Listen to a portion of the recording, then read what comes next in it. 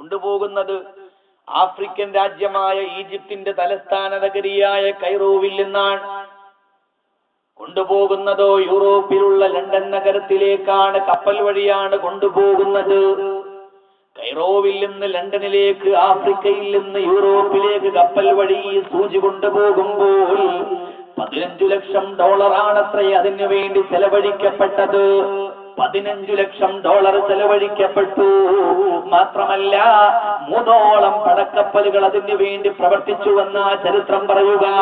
ഒരു സൈനിക കപ്പലിന്റെ മധ്യഭാഗത്ത് സൂചി വെച്ചിരിക്കുന്നു.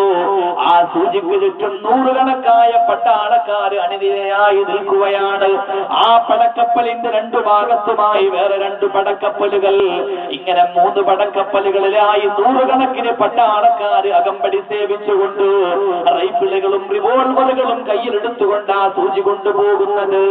ഈ ഉദ്യമത്തിനിടയിലെ തിക്കിലും തിരക്കിലും പെട്ടുകൊണ്ട്, അതിഭീകരമായ തിക്കിലും തിരക്കിലും പെട്ടുകൊണ്ട് 6ഓളം വരുന്ന സൈനികന്മാർ കടലിൽ മുങ്ങിത്താണ് മരിച്ചുപോയത്രേ.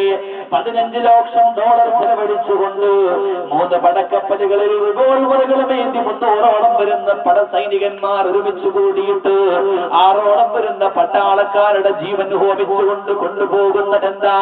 ക്ലിയോപാട്ര മഹാറാണിയല്ല. ആ മഹാറാണി ധരിച്ചിരുന്ന ഉടുപ്പല്ല. ആ ഉടുപ്പ് തുന്നാൻ വല്ലപ്പോഴും ഉപയോഗിച്ചിരുന്ന ഒരു സൂചിയാണ്.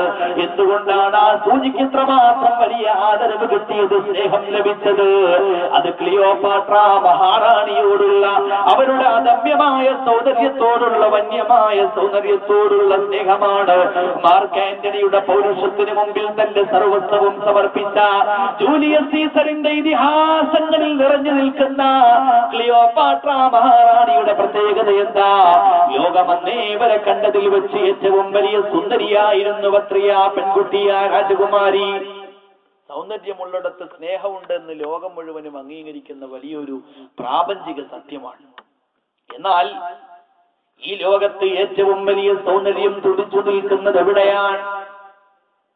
സൗന്ദര്യത്തിന്റെ പേരിൽ ഒരുപാട് പൊല്ലാപ്പുകൾ ഉണ്ടാക്കിയ, ലോക ചരിത്രത്തെ പിടിച്ചുലക്കിയ ഉജ്ജ്വലമായ സൗന്ദര്യത്തിന്റെ ഉടമയായ സയ്യിദുനാ യൂസുഫ് അലൈഹിസ്സലാത്തു വസ്സലാമിന്റെ സൗന്ദര്യം പോലും ഈ പ്രപഞ്ചത്തിലുള്ള സർവമാന സൗന്ദര്യങ്ങളെയും പോലെ വിഭജിക്കപ്പെട്ട സൗന്ദര്യമാണെങ്കിൽ, ഈ ലോകത്തിന്റെ ചരിത്രത്തിലോ വർത്തമാനത്തിലോ ആയി വിഭജിക്കപ്പെടാത്ത സൗന്ദര്യമുണ്ടെങ്കിൽ, അംശം വെക്കപ്പെടാത്ത, ഓഹരി വെക്കപ്പെടാത്ത ഒരു സൗന്ദര്യമുണ്ടെങ്കിൽ, സൗന്ദര്യത്തിന്റെ പരിപൂർണമായ സമഗ്രമായ ഒരു തേജോരൂപമുണ്ടെങ്കിൽ, അത് ഹബീബായ നബിയേ മുഹമ്മദ് മുസ്തഫ സല്ലല്ലാഹു അലൈഹി വസല്ലമ തങ്ങൾ മാത്രമാണ്.